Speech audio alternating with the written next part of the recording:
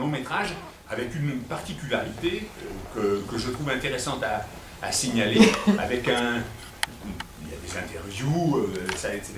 Mais sincèrement, je trouve qu'il y a un gros travail sur la bande son. C'est une musique originale qui a été faite pour ce film. Et c'est pas une musique qui envahit le film. Ça, c'est très, très important à dire, parce que souvent, quand on prend les musiques de l'époque, souvent elles sont un peu je sais pas, de cette époque-là, quoi. Un peu triomphante, etc. L'autre aspect à signaler toujours sur le film, c'est qu'il y a évidemment beaucoup d'images d'archives. Mais ces images d'archives, il faut les regarder avec un peu de recul. Pourquoi? Parce que s'il y a eu beaucoup d'images tournées en juillet 1936, en août, en septembre, etc., au moment de la crise très violente du mois de mai, il n'y en a pas eu. Et donc, les images qui sont montrées sont soit des images assez neutres. Je vous donne un exemple. On voit de la pluie tomber devant une fenêtre. Ça mange pas de pain. Mais il n'y a pas d'image à proprement parler du mois de mai. Il n'y a même pas, et c'est peut-être un petit défaut qu'on pourrait trouver, les quelques images du très grand photographe Agustí Centelles, qui lui a pris des images de cet épisode très, très dramatique. Centelles a fait des images, même si ce sont des images qu'il ne sous-titrait pas, c'est-à-dire il n'a jamais donné d'indication, c'est des images. Elles disent ce qu'elles disent et à nous d'interpréter. Il y en a 2 ou 3 prises au moment de mai 37 qui sont tout à fait extraordinaires. Mais c'est des images fixes, c'est vrai. C'est des photos. C'est des photos, il n'y a pas de film. Alors c'est ça qu'il faut avoir en tête. Parce qu'on pourrait se tromper quelquefois lorsqu'on voit des foules, par exemple, autour de barricades, c'est juillet. Et c'est pas d'ailleurs le 19 juillet, c'est le 20, 21, etc., quand les affaires se sont un peu tassées. Quand il y a des vrais coups de feu et des tirs de mitrailleuses, il y a beaucoup moins de monde qui se balade autour des barricades, dans tous les cas.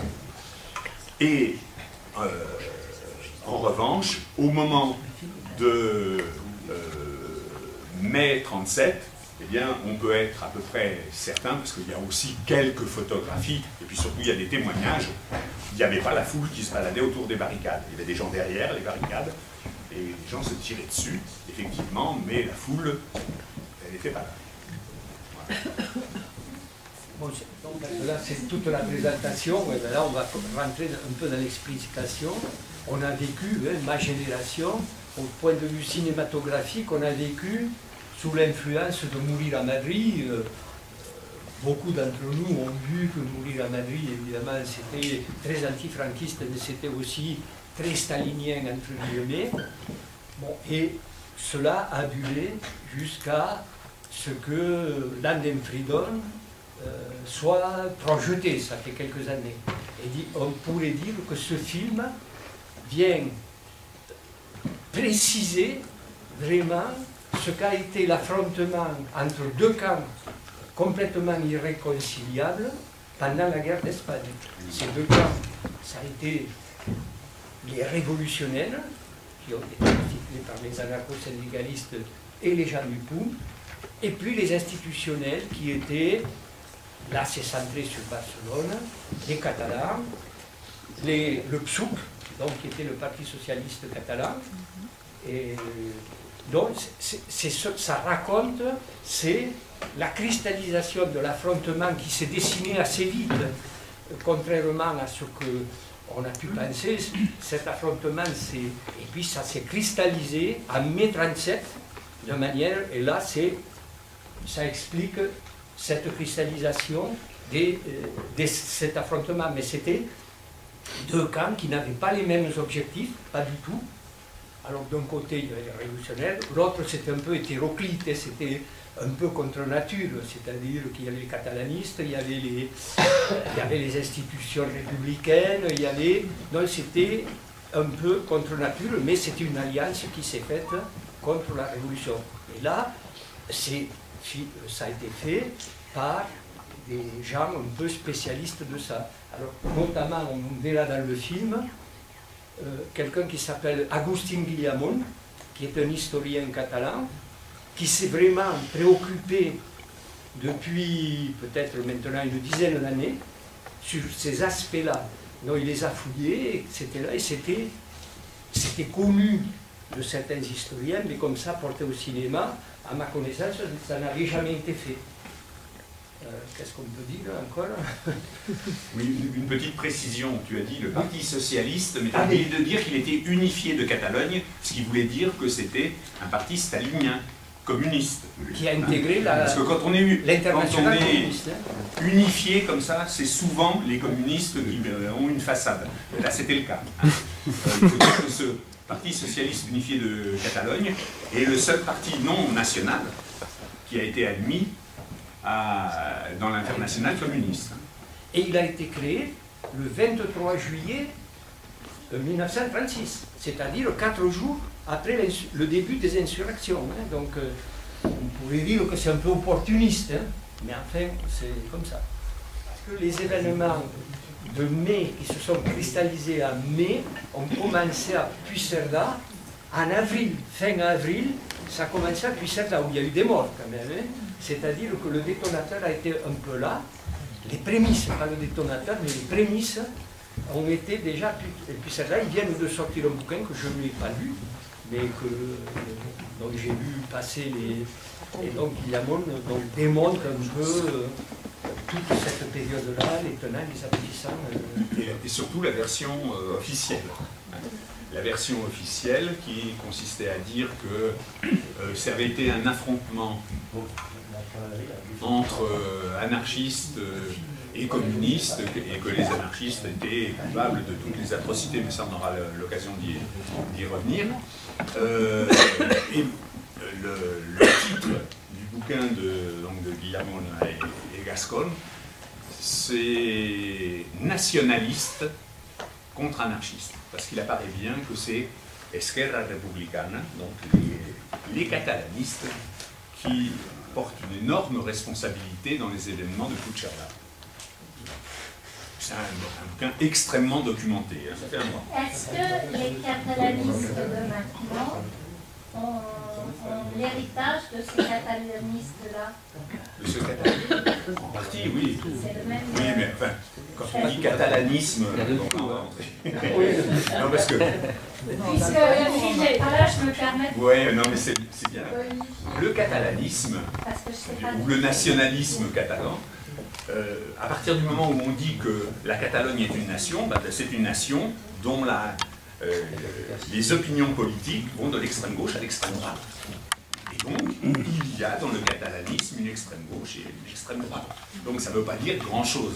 Mais pour ce qui est de Puigcerdà, c'était la gauche républicaine de Catalogne, Esquerra Republicana de Catalunya. C'est donc, en gros, le parti de la gauche catalaniste. Pas l'extrême gauche, hein, mais de la gauche catalaniste, qui se rend en cause.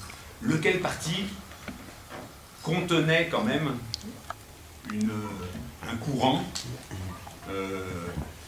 qui s'appelait Estat Català, qui avait même une milice, qui s'appelait Escamots, etc. Et bon, assez droitière, pour ne pas dire très droitière.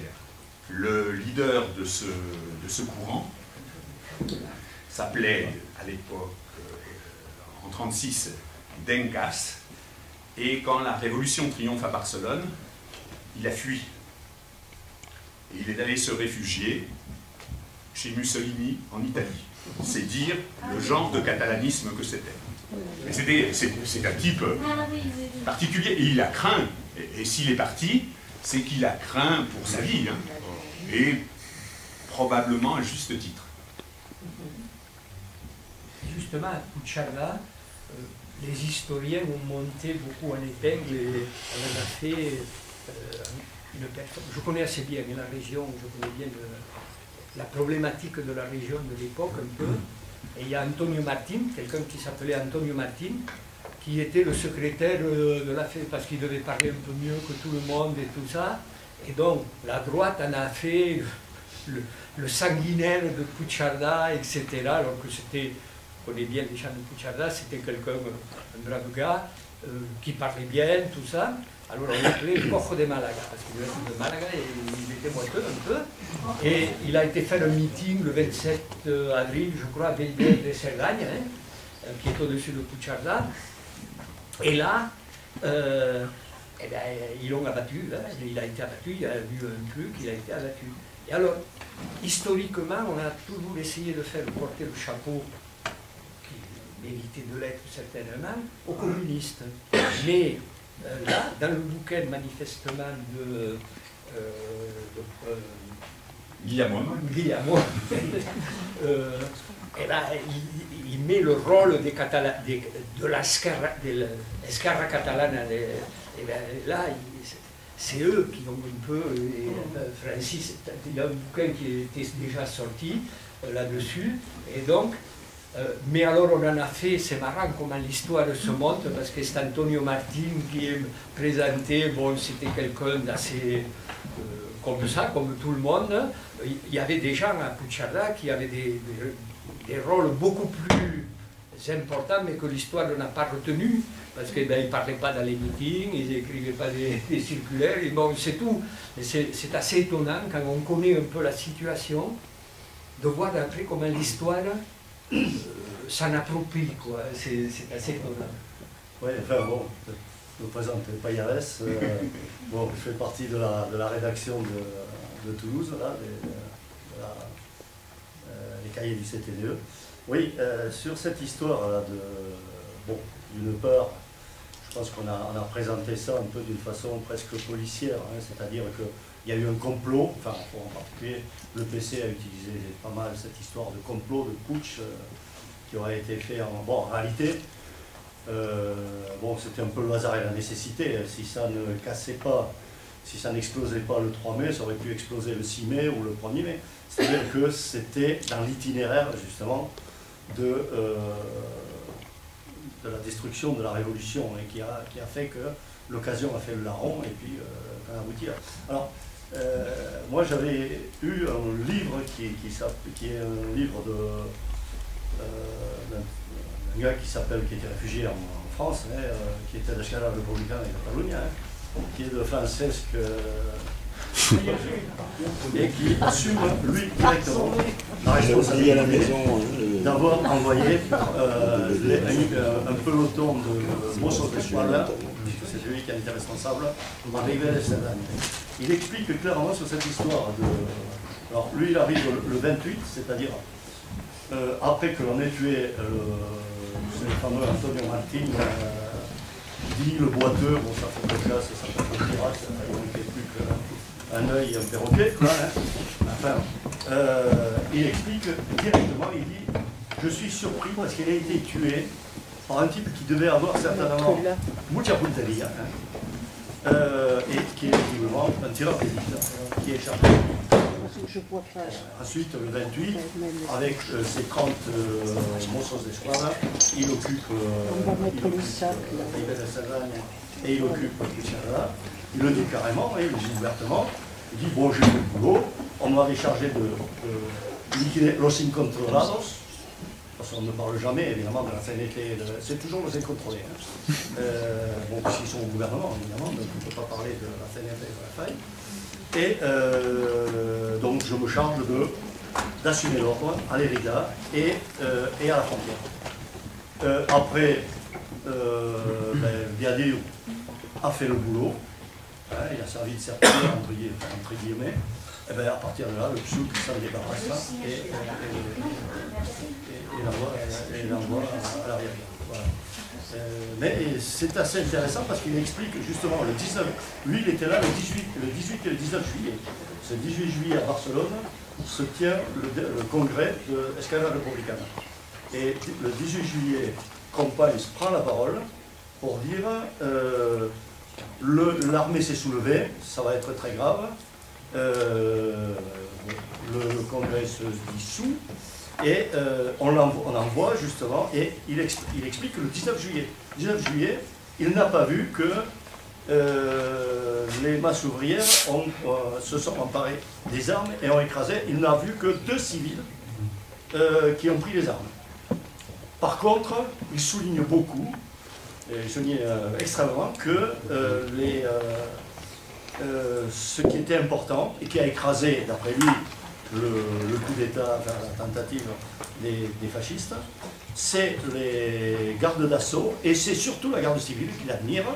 Et il explique d'ailleurs très clairement, il y a eu un discours de... je me suis rendu à la Generalitat, comme cadre de l'Esquadra Republicana. Il y avait Companys qui exultait et qui a expliqué, c'est grâce aux Mossos d'Esquadra et surtout à la garde civile que le coup d'État a été écrasé. Et il ajoute, il apprend qu'il y a une église qui brûle, il dit là ça va devenir grave parce que les bouffes curés, ou les mangeurs de curés, enfin je ne sais pas comment il appelle ça en catalan, je mange capellans, bouffeurs de curés. Et alors là ça va être un problème, il va falloir qu'on résolve les problèmes de l'ordre. Et il se tourne vers son responsable de la police et il dit bon mais là il faut que vous me régliez quand même le problème. Il dit ouais mais là on ne peut pas le régler comme ça parce que au coude à coude on a combattu la veille et on ne peut pas demander à nos hommes de tirer sur les gens de la sanité à la faille. Il dit de toute façon même si je donnais l'ordre il n'accepterait pas. Et ça, bon, ça on a une interview d'ailleurs. Escofet. C'est Escofet qui lui dit no aceptarían, incluso si diese yo la orden, no aceptarían de tirar sobre la gente porque han luchado codo a codo la víspera, ¿no? Et il dit, le seul truc que dit l'autre Viadur, il dit bon, j'ai vu la plane mayor de la faille. Mais c'est tout ce qu'il a dit. Enfin, je ne pense pas qu'il soit malhonnête d'ailleurs, mais bon, c'est sa vision politique. Lui, l'ordre, c'est l'appareil d'État. C'est los Mossos d'Esquadra, los guardias d'asalto et surtout la Guardia Civile qui l'a impressionné parce qu'ils ont monté la Yetana en ordre, mais le reste il n'a pas vu. Ce qui prouve qu'il s'est levé tard le 19, Ouais. parce que la garde civile n'est apparue dans les rues que dans l'après-midi, hein, Non, mais c'est lorsque l'affaire était réglée. Non, mais c'est amusant parce que c'est la seule chose qu'il voit. Ça s'appelle le délégat à l'ordre public à Lleida la Roja. Il y a une revue du CTDE qui est une association toulousaine qui traite d'une façon très approfondie justement de mai 37 et des événements de mai 37 et des conséquences de mai 37. Bon, alors moi je vais te dire quelque chose alors. Alors la première chose c'est un truc très, très personnel. On a cherché 36, pendant longtemps, on a cherché un film dans les années 80-90. On a cherché un film sur l'industrie du bois à Barcelone. Et ce film avait disparu. C'est-à-dire qu'il était introuvable. Il n'était pas à la Cinémathèque espagnole, il n'était pas dans les cinémathèques d'ailleurs. Il n'était pas en Suède où on savait qu'il était passé, etc., etc. Et puis là, on voit les images. Quelqu'un a retrouvé ce film. C'est dire si cette histoire-là est engloutie et d'une certaine manière oubliée, et c'est peut-être pas seulement une coïncidence, mais quelqu'un a retrouvé ce film, il est là. Et c'était un simple détail, mais c'est quand même très, très important. Alors, pour donner mon avis général sur ce film, je dirais qu'il est, je le trouve très, très bon, même si il y a toujours, on peut toujours discuter de tel aspect ou tel autre. Bon, mais il est très très bon. Il rend une bonne image de ce qu'a été l'époque. Je lui ferai néanmoins 2 critiques. La première, c'est qu'on parle sans arrêt des comités de défense, qui effectivement ont joué un rôle énorme. Ces comités, on sait que dans les affrontements armés, dans la coordination des travailleurs. Ils vont jouer un rôle énorme. Mais ils n'existeraient pas s'il n'y avait pas des syndicats. Or, les syndicats, pas le syndicat, la CNT ou l'UGT comme ça par mot, non, non, non, les syndicats du bois, on en parle, le syndicat de la santé, c'est eux qui collectivisent, c'est pas les comités, hein. Les comités, ils contrôlent les quartiers militairement, mais ce sont les syndicats qui collectivisent. Et quand on dit que la révolution s'est arrêtée en mai, c'est vrai, parce qu'à partir de mai, elle est bloquée, elle n'avancera plus, etc. Mais les entreprises qui ont été collectivisées, elles resteront collectivisées jusqu'à la fin de la guerre.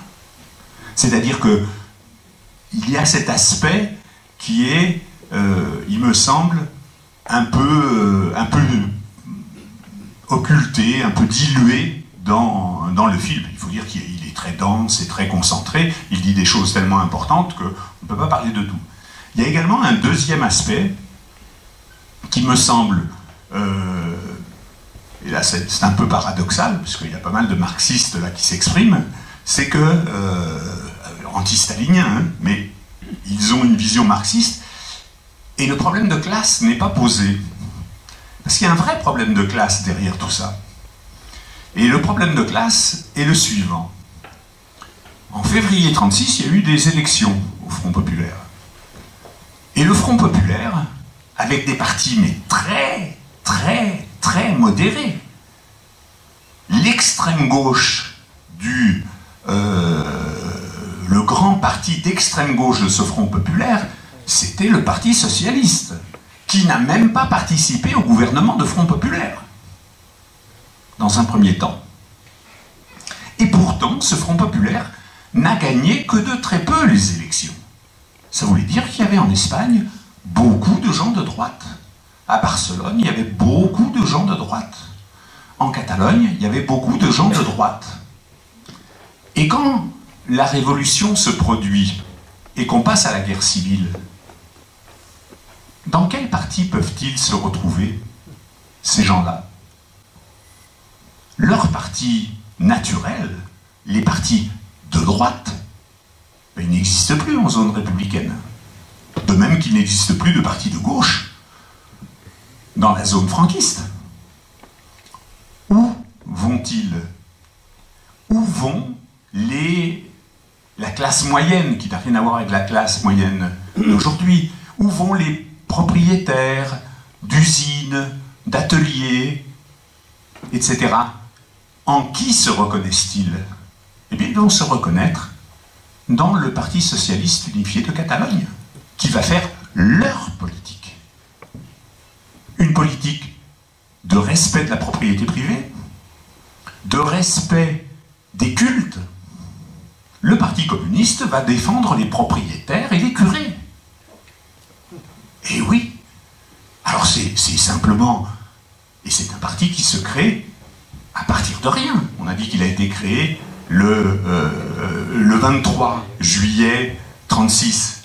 Il surgit du néant, mais capte toute cette frange de la société, eh bien, qui a des intérêts contraires à la révolution. Et leurs propres intérêts vont être défendus par ce parti. Ça va être sa ligne. Ça explique bien des choses. Et la preuve, si c'en est une, elle est dans le film. Effectivement, le Parti communiste lance de grandes proclamations pour faire de Barcelone la tombe du fascisme, comme Madrid a été la tombe du fascisme. Et on le dit dans le film. Qui ont-ils recruté pour faire des barricades et pour défendre Barcelone? Personne. Parce que les épiciers qui étaient au psouk, ben, ils pensaient que dans le fond, c'était encore mieux que ce soit Franco qui arrive, leur avenir serait mieux assuré. Ça me semble un aspect assez important. Alors, il y avait des intérêts géostratégiques énormes derrière tout ça, la politique de l'URSS, qui voulait défendre son territoire contre les risques d'invasion qui se profilait, certes, mais enfin de toute cette politique qui a été décidée par l'internationale communiste pratiquement 2 ans avant la Révolution, eh bien, cette nouvelle politique, cette politique de front populaire, elle a mené aussi à ce désastre, et l'Espagne, les révolutionnaires espagnols ont été les victimes de cette politique, entre autres. On va laisser la parole, mais juste une précision, le comité de défense, c'est assez... on insiste beaucoup, et c'est vrai qu'on en parle peut-être un peu tôt, mais c'est un juste retour de balancier, parce que jusqu'à maintenant, on n'en avait pas parlé. Or, ça était tellement important que dans l'actualité, maintenant, les Catalans ont formé des comités de défense du référendum ou de la République. Dans ces comités de défense ont joué un rôle très important, et c'est eux qui vont devenir, après les comités révolutionnaires, c'est pas eux qui vont mettre en route l'économie et tout ça, c'est les syndicats, etc. Donc, c'est une espèce de retour de balancier qui me semble peut-être exagéré dans le film, mais qui est quand même bienvenu, parce que c'était quand même complètement passé à l'as.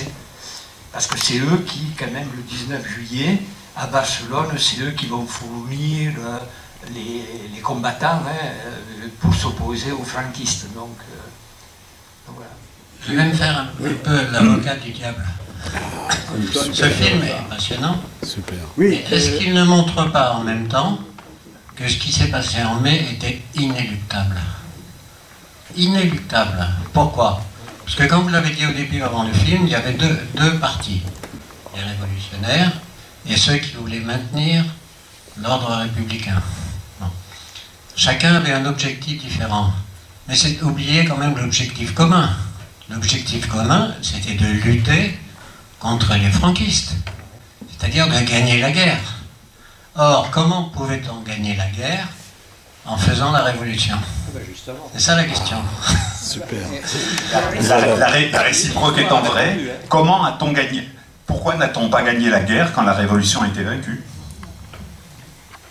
Pourquoi n'a-t-on pas gagné la guerre? Quand la révolution a été vaincue. Non, mais c'est bien simple, pourquoi n'a-t-on pas gagné la guerre? Parce que Franco disposait de l'aide de Hitler et Mussolini, de la Légion Condor, des volontaires italiens, etc., que les pays occidentaux avaient abandonné la République, ça on le sait très bien, mais également que, in fine, l'URSS, après avoir aidé la République, s'est retirée progressivement, tout comme les brigades internationales. Mais quand vous parliez de Barcelone tout à l'heure, en disant, mais quand Barcelone a été pris par les franquistes en février 1939, je crois, personne n'est monté aux barricades, mais parce que c'était fini depuis longtemps. C'est-à-dire que la bataille de l'Èbre avait été perdue, tout le monde était démoralisé, et il n'était plus question de mobiliser les ouvriers ou les commerçants. Mais, indépendamment de ça, l'idée générale, c'est que on peut comprendre que la République ait eu envie de mettre fin à une expérience révolutionnaire pour mobiliser les forces contre Franco, parce qu'il devait affronter une armée d'extermination. Donc il fallait mobiliser quand même et créer une armée populaire forte pour se battre contre ça. Je vous rappelle quand même qu'en 1938, la bataille du Levant a été gagnée par les Républicains. La bataille du Levant entre mars et juillet 1938, quand les forces franquistes ont attaqué Valence, a été une victoire républicaine qui a été suivie ensuite de l'offensive de l'Èbre, laquelle offensive de l'Èbre a été perdue en raison de l'appui de la Légion Condor, etc., alors que les forces en présence étaient égales. Il y avait 500 000 hommes de chaque côté. Donc il y avait encore moyen de gagner. Et peut-être pas en faisant la révolution. Oui, je crois que... C'était un peu provocateur ce que j'ai dit, mais c'était pour lancer le débat. Provocateur, on aimerait bien y répondre. Non seulement l'historiographie avec Soria et compagnie stalinienne a occulté ce qui s'est passé en Espagne, en particulier la Révolution. Il n'était pas question de révolution, hein. Elle n'avait jamais existé. Mais l'argument c'était, oh, ces Espagnols, ils savent que se battre entre eux. Et puis surtout, il faut une armée, parce qu'il faut battre avant tout Franco. Et ces révolutionnaires-là, ils empêchent l'armée de se constituer. C'est ce qu'ils ont dit pendant 60 ans. Forcément, c'est toujours les vainqueurs qui écrivent l'histoire, et les vainqueurs, c'est effectivement les staliniens, avec les fascistes. Et aujourd'hui, je viens d'entendre, cher intervenant qui venait de parler, exactement le même discours, un peu aseptisé, mais c'est le même. Une révolution, mais c'est la révolution qui a tué la possibilité de faire une armée. Et c'est pour ça que finalement, les républicains ont perdu. Non, les républicains, ils ont perdu parce qu'ils ont tué la révolution. Parce qu'ils ont tué ce qui s'était mis en place et qui réussissait formidablement bien, par exemple en Aragon ou en Catalogne, où là on n'en parle pas parce que c'était pas l'objet tout à fait. C'est une économie formidable qui marchait formidablement, dans tous les domaines, y compris également dans le domaine social, sanitaire, et culturel, etc. Et qui n'a cessé d'être attaqué par le PSUC, comme on vient de le dire, menacé par Lister et compagnie. Et c'est parce que justement, on a démoralisé, parce qu'on a tué, parce qu'on a assassiné les révolutionnaires par milliers, qu'à la fin, quand Franco est arrivé, ces révolutionnaires, qu'est-ce qu'ils pouvaient faire? Démoraliser qu'ils étaient, mais démoralisés par qui? Je crois qu'on n'a pas assez insisté, justement, sur le rôle du GPU. Je crois que je ne l'ai pas entendu. Et on aurait dû davantage insister, parce qu'il est temps quand même de redonner à l'histoire, de remettre l'histoire sur ses pieds. 70 ans, ça suffit. Je pourrais donner, bon, oui, je pense, bon, on va pas refaire l'histoire évidemment, hein, mais ce que vous disiez en particulier, hein, sur, finalement, il fallait renforcer l'armée et autres, il y a quelqu'un qui a répondu un peu à cette question-là, c'est Fernando Claudin, qui était un bon stalinien, qui ensuite a été viré du PCE en 1954 avec Saint-Ploul, qui disait la question qui aurait dû être posée internationalement, à la limite, c'est pas en Espagne qu'elle s'est réglée, c'était en France. Au moment où Torres dit il faut reprendre, il faut en finir avec la grève de 36 et autres, quelque part, il empêchait que la révolution en France se développe, et il aidait finalement quelque part la réaction au niveau international et le fascisme. Alors la question enfin, de la répression, effectivement, elle a été aidée de la répression stalinienne. Bon, on a commencé à en parler depuis quelque temps parce que effectivement après le mur de Berlin et tout, on ne peut plus raconter des histoires. Hein. Il y a une autre question que l'on ne pose pas ici, enfin on parle de Lalo Caballero, mais il faut voir que l'objectif en particulier de liquider le gouvernement de Lalo Caballero, il est préparé à Moscou, il est préparé par les agents du GPU, les agents du Comintern qui sont à Barcelone et qui sont à Madrid. Au moment où Lalo Caballero veut lancer une offensive, bon, après la chute de Malaga, il y a toute une campagne qui est organisée contre Lalo Caballero, enfin, chacun sait, et il y a une campagne qui est organisée contre Asensio, qui est le conseiller militaire de Lalo Caballero. L'objectif de Lalo Caballero était de lancer une opération en Extrémadure pour couper les lignes franquistes, pour partager la zone franquiste en deux. Et là, il y a un forcing terrible au point de vue militaire, de dire non, il n'est pas question de lancer une opération en Extrémadure. On prépare, en même temps que l'on prépare l'opération à Barcelone, de liquider le POUM, les anarchistes, etc. Où l'on prépare aussi, on commence à préparer les opérations pour liquider la gauche du Parti Socialiste, les caballéristes. En même temps, on interdit une possibilité, elle aurait réussi, elle n'aurait pas réussi, je ne suis pas un stratège militaire, rassurez-vous, hein, j'y connais rien, mais elle pouvait déboucher sur, effectivement, un redressement. Or, cette question-là n'est pas posée. Dernier point, c'est la bataille de l'Èbre, parce que ça fait partie aussi des mythes avec l'Aivaruri, etc. Hein. On résistera jusqu'au bout et autres. En même temps que l'on parle de la bataille de l'Èbre, où l'on va résister jusqu'au bout, hein, que ce soit Negrin, Negrin ou Ibarruri ou José Díaz. En même temps, ce monsieur qui est président du conseil, qui est Juan Negrin, qui est un médecin, se rend à Zurich, clandestinement, à un congrès médical, où il essaye de voir avec el Duque de Alba, qui est le correspondant de Franco, pour voir comment on va pouvoir s'en sortir et finalement avoir une solution. Deuxième point, on va résister jusqu'au bout. La bataille de l'Èbre, comme on dit en termes de tauromachie, c'est descabello. Et c'est descabello. C'est-à-dire qu'on achève la bête. C'était les dernières ressources qu'avait l'armée républicaine et on l'envoie au massacre. Et on l'envoie au massacre pourquoi? Parce qu'à Berlin, il y a des petites négociations qui se passent.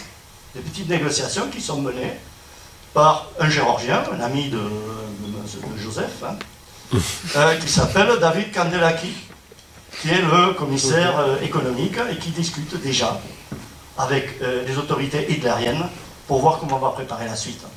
Donc la question, elle n'était pas de dire il faut un ordre meilleur, un État plus structuré, une armée. Et d'ailleurs, même au niveau de l'armée, quand on regarde les fournitures qui sont données par l'URSS à l'armée républicaine, elles sont diminuées de moitié à partir de 1937.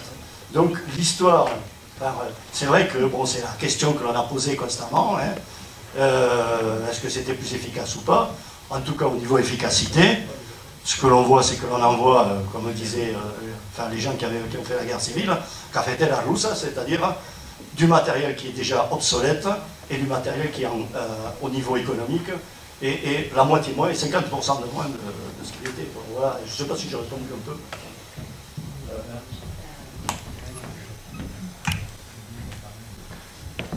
Oui, alors je suis en total désaccord en général avec les propos qui sont dits et avec le thème du film.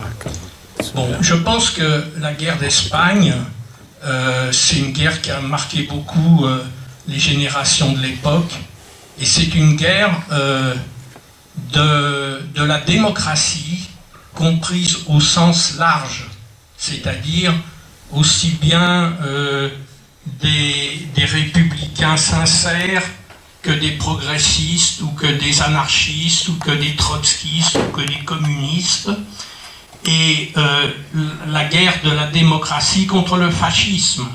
Le fascisme, c'est-à-dire Hitler, Mussolini et Franco. Et c'est ça qui est important dans cet événement historique.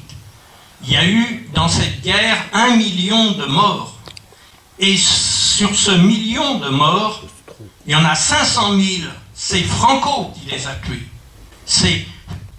C'est Franco qui a massacré 500 000 Espagnols, d'une part, dans les zones qu'il a contrôlées dès le début, hein, Federico García Lorca, voilà, et puis après, surtout après, parce que là, évidemment, quand il contrôlait toute l'Espagne, il y a plusieurs centaines de milliers de républicains qui ont été massacrés. Donc ça, pour moi, ça c'est important. Alors, on ne peut pas faire de mai 37, bon, il y a des choses à dire de part et d'autre, mais on ne peut pas faire l'élément central de la guerre. En mai 37, il y a eu 500 morts. Effectivement, il y avait des désaccords dans le camp républicain. Et ça, je le regrette. Moi, je suis pour l'unité antifasciste. Hein, l'unité de tous, y compris des anarchistes, y compris des trotskistes, y compris des communistes. Y compris des catholiques. Voilà, et des catholiques aussi. Bien sûr, il y a des catholiques progressistes qui ont aidé le FLN pendant la guerre. Je dis ça comme ça. Hein. Bon, alors, donc, moi je dis, c'est ça qui est important. On ne parle pas dans ce film des batailles de la République. On ne parle pas de Somosierra. On ne parle pas de la cité universitaire. On ne parle pas de Jarama. On ne parle pas de Guadalajara. On ne parle pas un petit peu du passage de l'Èbre. C'est ça qui est important. Des gens ont défendu leur pays contre le fascisme. Ça, c'est important. Et on ne parle pas non plus des 40 000 communistes qui ont quitté les pays où ils vivaient, en France, en Belgique, en Suisse, au Canada, pour aller mourir pour Madrid. 40 000 qui sont venus combattre pour soutenir la République espagnole et combattre le fascisme. Mes parents étaient... Mon père s'est engagé en 1939. Il n'y avait pas d'histoire de pacte quelconque. Il s'est engagé volontaire quand ça a été la guerre contre Hitler. Ma mère était dans la résistance et moi je continuerai tout le temps le combat antifasciste en unissant aussi bien les anarchistes que les communistes, parce que la guerre d'Espagne, c'est pas une guerre des anarchistes contre les communistes, comme le film veut nous le faire croire. C'est une guerre du fascisme contre la démocratie. Et si la guerre a été perdue, ce n'est pas à cause des désaccords entre les républicains. Ce n'est pas à cause des magouilles qu'il y a pu y avoir, ou des répressions à tel ou tel endroit, ou de la mort de Bernieri ou de Nin, ou de la mort aussi, parce que ça on ne dit pas aussi, de Roltan Cortada ou de Cézé, parce que des communistes ont aussi été tués par des anarchistes. Non, non. La défaite de la République espagnole, c'est dû à la politique de non-intervention des démocraties occidentales capitalistes. Il n'y a pas besoin d'aller négocier à Moscou, hein, pendant qu'il y a la guerre, pendant qu'il y a le passage de l'Èbre et la bataille du passage de l'Èbre. Il suffit d'aller à Munich. En même temps qu'il y a le passage de l'Èbre, il y a Munich. Et à Munich, les puissances occidentales capitulent devant Hitler. Et les puissances occidentales ont non seulement livré la Tchécoslovaquie pieds et poings liés, 70 ans, mais aussi, ils ont aussi livré la République espagnole. On a entendu ça pendant 70 ans, vive l'histoire. Oui, On a eu des gens qui font un travail d'historien, des gens qui font un travail d'historien qui enfin ouvrent des archives. Puisque vous avez sortir le même discours, hein. Puisque vous avez parlé de vos parents, je prends la liberté de parler des miens. Bon, on va tous parler des nôtres. Parce que... Vous connaissez non, mais ça parce que... Là, vous prenez un biais, mais qui est indiscutable. Bien sûr. Moi, mon père a attendu d'avoir 17 ans, le 25 août 1936, pour s'engager dans les colonnes libertaires pour combattre en Aragon. Et il a combattu jusqu'à ce qu'il soit très grièvement blessé, et qu'il perde une main d'ailleurs dans cette blessure, le 4 janvier 1939. Alors vous comprenez que votre discours me paraît un peu déplacé. Parce que tous ces gens, mais ils ont mené la guerre contre les fascistes. Et puis même ils ont continué après. L'association 24 août 1944, ils ont poursuivi après. Mais maintenant, il n'est pas possible de dire que parce qu'on a mené une guerre contre le fascisme, tout le reste doit être occulté. Certainement pas. Certainement pas. Et il y a effectivement, bon, le rôle des femmes, il y a 1000 sujets. Mais dans c'est un autre film, ça. Dans ce qui a précédé ces événements, il y a des gens qui le disaient déjà. Il y a en particulier Ramón Fernández, dans une très célèbre polémique avec des communistes d'ailleurs, il expliquait qu'on ne peut pas demander aux prolétaires, aux exploités, de se mobiliser pour défendre la bourgeoisie. On ne peut pas. On ne peut pas parce qu'on peut les mobiliser, oui, on peut faire une armée de conscription, on peut ci, on peut ça. Ce qui peut enthousiasmer les gens, c'est un changement social. Pour les prolétaires, ce qui peut les enthousiasmer, ce qui peut les amener à faire le sacrifice de leur vie, si c'est nécessaire, pour combattre le fascisme, c'est dans l'espoir de ne pas retourner dans l'asservissement bourgeois le lendemain. Et c'était ça qui était en jeu. C'est ça qui était en jeu. Et c'est pour ça que c'est très important de parler de ces sujets-là. Ça n'empêche pas, je répète, que tous ces gens qui ont combattu à Barcelone, des deux camps, eh ben, ont mené la guerre contre les fascistes. Bien sûr qu'ils l'ont mené. Mais comme ils l'ont perdu, aussi, eh bien, il y a lieu de se poser des questions. Et c'est ce genre de questions que pose ce film. Et il n'est pas question de laisser occulter ces problèmes-là au nom d'un antifascisme très dilué. Bravo. Parfait. Ouais, non. Ça marche? Oui, j'interviens pour dire que le film est très bien, mais il lui manque, parce qu'on ne parle que de Barcelone, ça, je comprends bien, les Catalans, c'est très bien. Mais je suis ragargolé, et par conséquent, je tiens aussi à dire que ce qui est à développer, la connaissance de tout ce travail qui a été fait dans l'agriculture. C'est là tous les disons, on peut dire qu'Aragon avait fait sa révolution. La révolution de mettre le collectif, mettre justement à l'ordre du jour et essayer. Et c'est là qu'on a constaté les qualités justement de le système, si l'on peut dire anarchiste, n'est-ce pas? Et ensuite aussi les insuffisances qu'il faut faire pour pouvoir y parvenir. Hein. C'est notamment l'éducation du peuple. Et ça, c'est essentiel. Hein. Sans une éducation, etc., dans laquelle la communauté prend son poids, eh bien, on continuera toujours à raconter des histoires. Hein.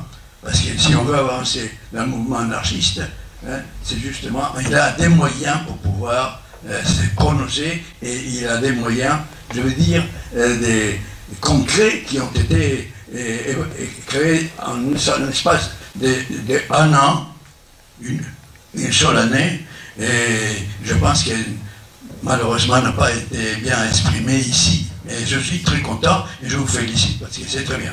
Voilà. Sur ce même sujet, beaucoup des images qu'il y a dans ce film sont des images d'Aragon. Hein. Et en particulier, il y a une image qui est très jolie parce qu'on voit les grands-pères du village assis sur des chaises en rond en train de parler. C'est tourné à Pinalegre. Je ne suis pas de Pinalegre, mais à côté.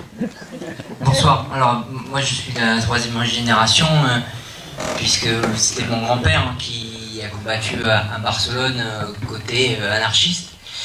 Je suis ce soir donc avec vous. Ce qui me frappe effectivement, c'est ce silence. Et ce que j'essaye de comprendre, c'est pourquoi il y a ce silence.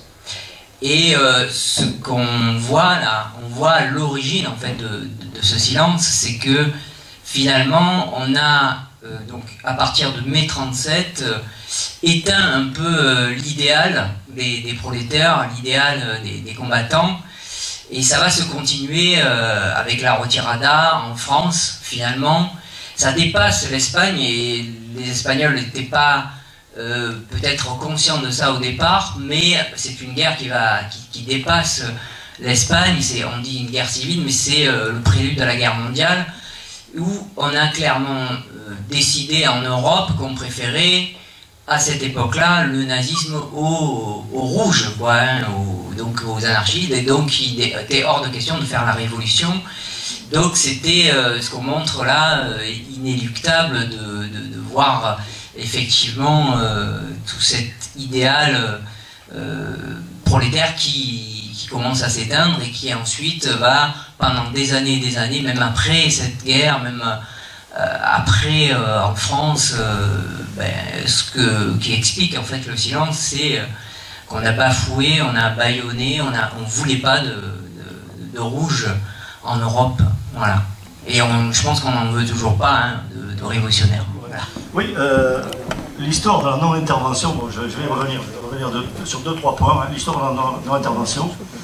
La non-intervention, elle a été signée par Blum, qui est maintenant couvert de boue, etc. Bon, évidemment. Sauf que la non-intervention, elle est signée aussi par l'URSS. Et les PC, et en particulier à l'époque, le plus puissant parti communiste, puisque le parti communiste allemand avait été complètement balayé par le nazisme, le parti communiste italien avait disparu aussi, il était dans les catacombes, enfin il était réprimé, hein. d'ailleurs en 1937, la même date, je crois, où, du bombardement de Guernica, meurt Antonio Gramsci. Je crois que c'est pratiquement le même jour. Hein. Le seul parti qui est puissant, qui est très puissant, et qui sert un peu de relais à l'international communiste, c'est le Parti communiste français. Et que dit Thorez dans une réunion du bureau politique? Si nous avions, les gens criaient des armes pour l'Espagne. Nous avons dit, oui, nous comprenons que les travailleurs avancés veuillent des armes pour l'Espagne. Mais nous avons dit, non, c'est pas ça que l'on veut. Nous, ce que l'on veut, c'est la paix et le pain. Et c'est pour ça que nous sommes pour la non-intervention.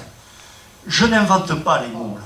Il suffit de voir le livre de Carlos Serrano, L'enjeu espagnol. Carlos Serrano était professeur à l'université à la Sorbonne. Il était membre du PCF, du PCE. Et c'est lui qui cite justement ce que sont les propos de Maurice Thorez. Alors, deuxième point, les antifascistes.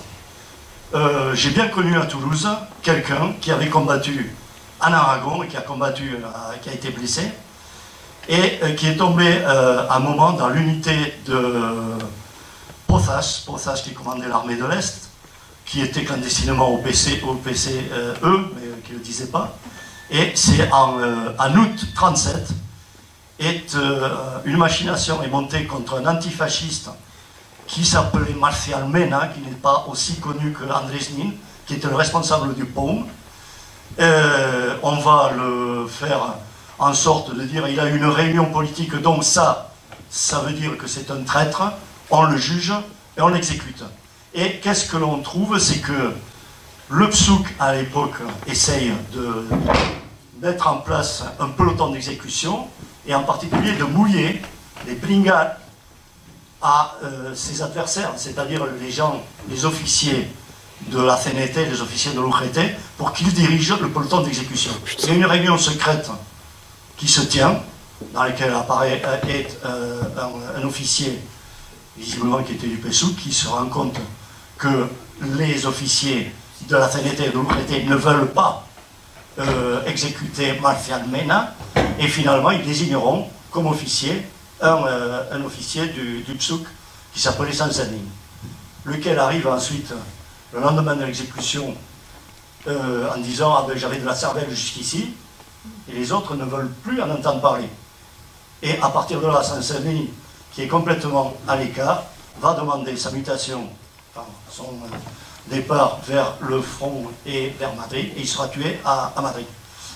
Deuxième anecdote, c'est un témoignage aussi d'un antifasciste polonais qui signe sous le nom de M. Casanova, qui avait un nom à couper, enfin, imprononçable, qui s'appelait Mislav Bersenstein, et qui raconte justement cet épisode de Marcial Mena qu'il avait connu personnellement.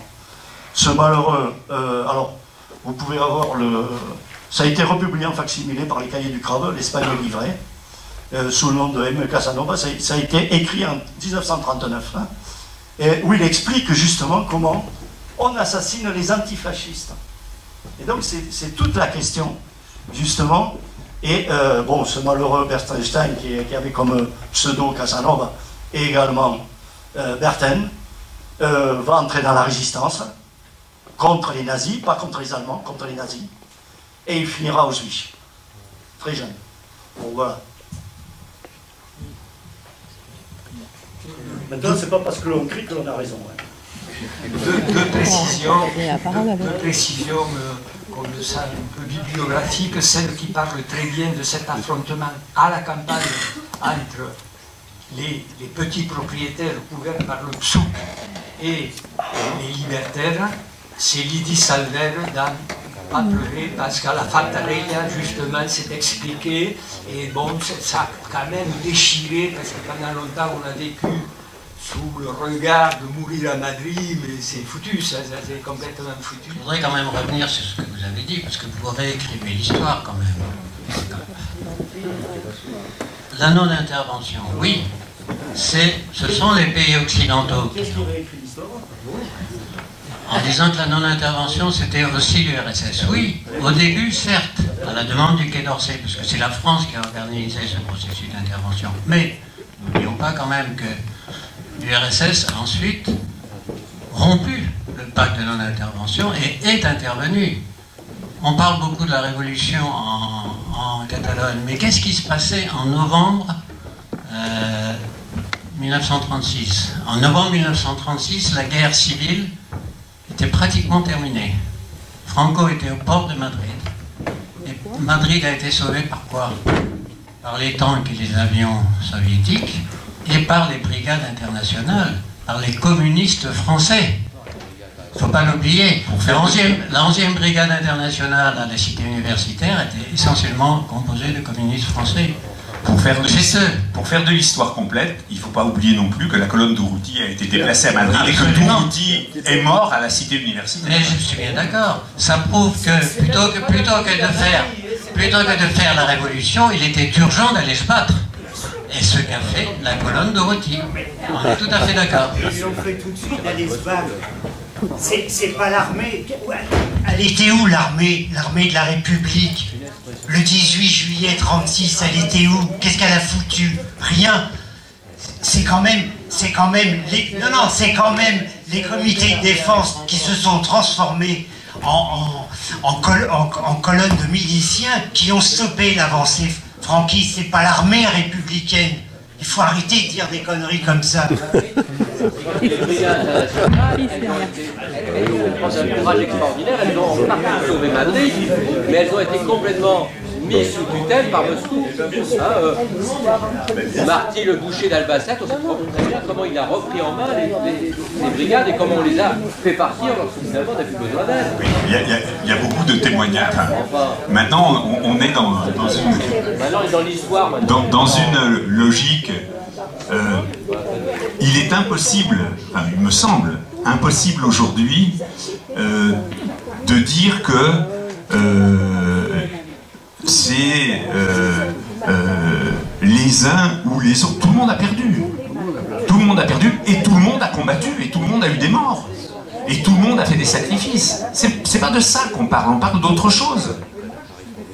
Lorsque j'ai connu moi quelqu'un qui avait combattu à Madrid, quand les gens du tramway de Madrid, au moment de l'offensive contre Madrid, les types du tramway qui avaient des manteaux à boutons dorés descendaient sur la ligne de front avec leurs manteaux à boutons dorés pour prendre les fusils qui restaient et faire le coup de feu, ces gens-là, c'était pas les brigades internationales, c'était des combattants de Madrid, comme ceux des brigades internationales.